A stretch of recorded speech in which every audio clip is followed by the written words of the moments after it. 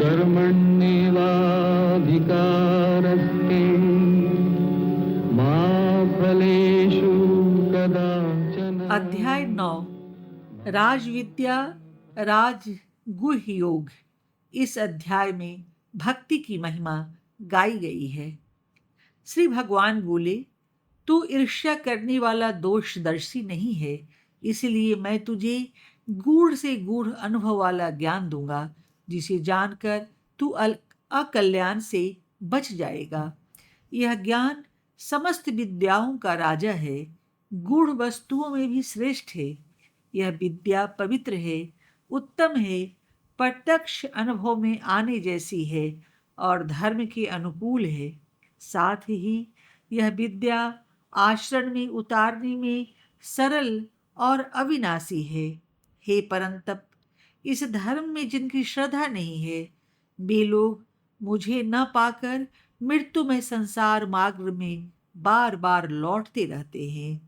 मैंने ही अपने अव्यक्त स्वरूप से इस संपूर्ण जगत को व्याप्त कर लिया है। सारे प्राणी मुझ में मेरे आधार पर हैं, मैं उनके आधार पर नहीं हूँ। फिर भी प्राणी मुझ में नहीं है, ऐसा भी कहा जा सकता है।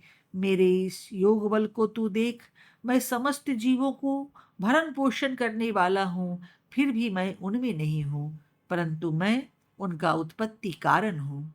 मुझ में सब जीव हैं और नहीं हैं, मैं उनमें हूँ और नहीं हूँ।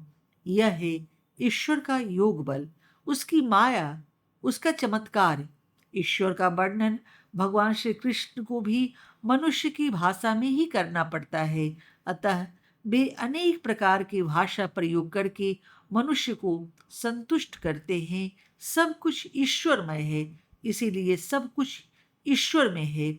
ईश्वर अलिप्त है, प्राकृत कर्ता नहीं है, इसीलिए यह कहा जा सकता है कि जीव उसमें नहीं है।